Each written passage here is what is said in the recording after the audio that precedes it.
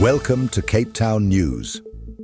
Today is Tuesday, the 20th of May, 2025, and here's what's making headlines in the Western Cape. Simmers reopens historic Sementpad Road in the Garden Route. City restores over 10,000 broken streetlights in just 30 days. Triple murder in Parkwood sparks major police manhunt.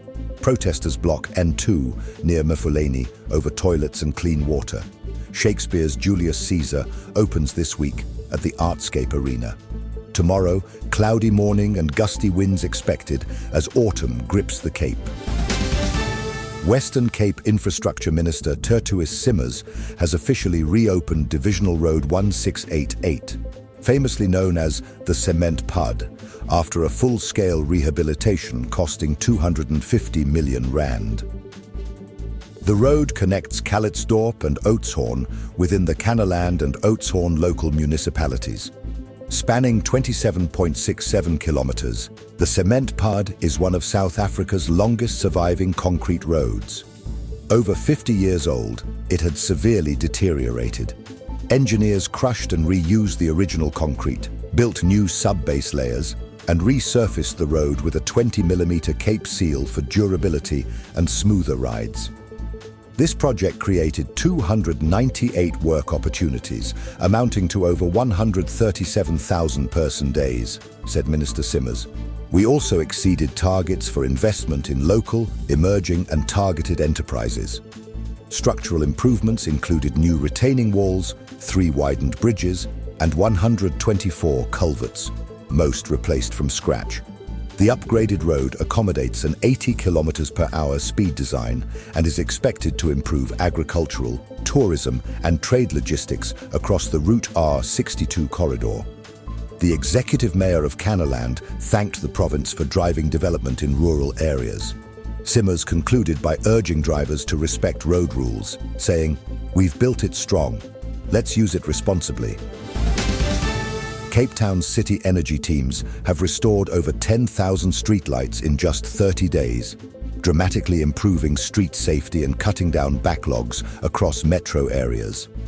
From 26th March to 25th April, more than 29,000 electricity-related requests were resolved, marking a major service delivery success. Mayoral Committee Member for Energy, Alderman Xanthia Limburg, attributed the progress to the city's intensified streetlight focus initiative. However, she warned that theft, vandalism, and illegal connections remain persistent challenges. In some areas, stolen infrastructure must be completely rebuilt, which delays our response, Limburg noted.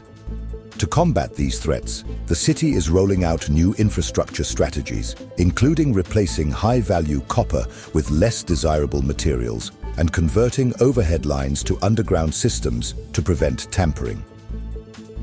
The Protect Your Power campaign is being expanded to mobilize public vigilance. Community members play a key role in reporting cable theft, Limburg said. The quicker we catch it, the less damage is done.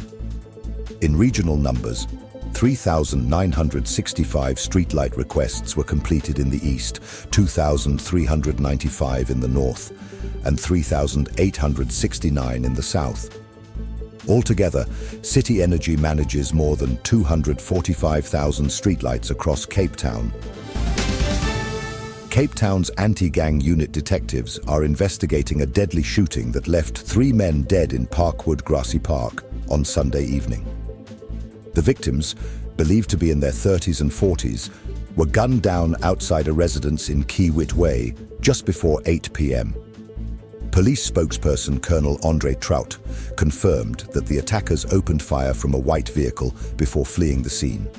A 4th man, aged 24, sustained injuries but refused medical assistance. The incident has shocked the Grassy Park community and prompted renewed focus on gang activity in the area. Police have not ruled out gang-related motives and are urging anyone with information to contact Crime Stop anonymously at 086 001 0111. This incident comes days after the Western Cape SAPS committed to ramping up efforts against escalating gang violence on the Cape Flats. No arrests have been made yet. Chaos erupted on the N2 highway near Mfuleni and Old 4 Road on Monday morning as angry residents from an informal settlement near Mfuleni blocked traffic during peak hours. Their demand: water and toilets. Community leaders Luthando Makuntula and Nkosinathi Madio said the group has lived on the land for 5 years without basic services. "We spoke to the mayor and premier during first Thursday meetings. Nothing came of it," Makuntula said. "Now we want taps and toilets, not more promises." Madio explained that women still relieve themselves in buckets and dispose of waste in the river, which overflows into homes during winter. "It's degrading. We want to be added to the city's 2025 to 26 budget," he added. One resident, Asiv Mantaka, said she hauls water daily in a 20-liter container for her family. "It doesn't last, and it's not safe for us to relieve ourselves in the field." Codeta spokesperson Nseba Enga appealed to protesters to consider the impact on public transport. "Taxi operations have been severely disrupted," he said. The city responded by urging peaceful and lawful engagement, warning that damage to infrastructure and disruption to law-abiding citizens will not be tolerated.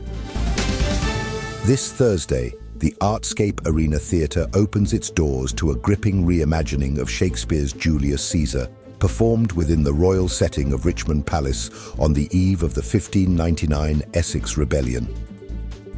The political tension, betrayal, and ambition in this historical tragedy are brought to life by a talented cast that merges the world of Elizabethan politics with timeless themes of power and consequence.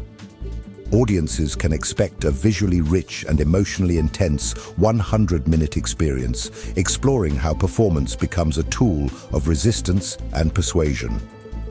The production mirrors the real-life conspiracies of the Elizabethan court, blending fact and fiction into one provocative theatrical event. Tickets range from 180 Rand to 300 Rand, with the first performance scheduled for Thursday, 22nd May. This is not just a night at the theatre, it's a dramatic reminder of how dangerous ambition can be. Please note, no under-16s allowed. Here is your money, commodities and crypto updates.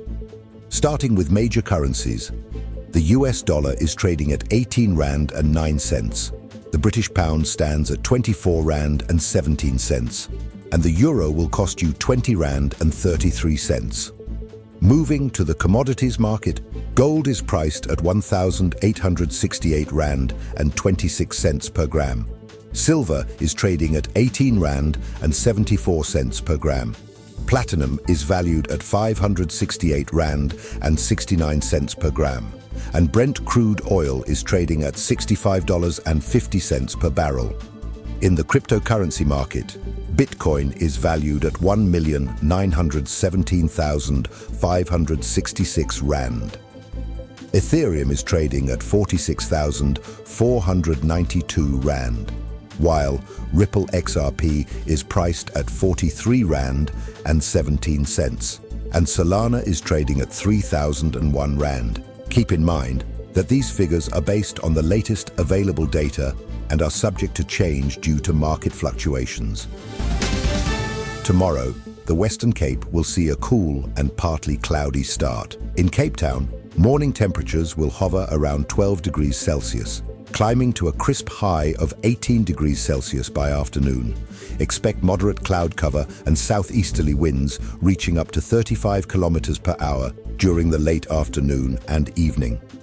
Paarl will begin with misty patches and a low of 9 degrees Celsius, warming to 21 degrees Celsius with clearer skies by mid-morning. Stellenbosch follows a similar pattern, starting at 10 degrees Celsius and reaching a pleasant 20 degrees Celsius by late afternoon. Coastal conditions will be rough. The South Atlantic swells will rise to 2.4 meters by midday, with wave intervals of 11 seconds. High tide is expected at 4:56 a.m. and again at 5:27 p.m. Low tide will occur at 11:11 a.m. The sea surface temperature will remain around 15 degrees Celsius along the Cape Peninsula, with strong rip currents forecast for False Bay and the Atlantic seaboard. Sunrise is at 7:37 a.m. and sunset at 5:52 p.m. Winds are expected to strengthen overnight, making for a breezy Wednesday evening. With that, we conclude today's bulletin, and now you know what's happening in your city. Thank you for watching Cape Town News. If you enjoyed this update, make sure to subscribe and turn on notifications so you never miss a story. Share your thoughts in the comments below. We'd love to hear from you. Until next time, stay safe, informed, and connected.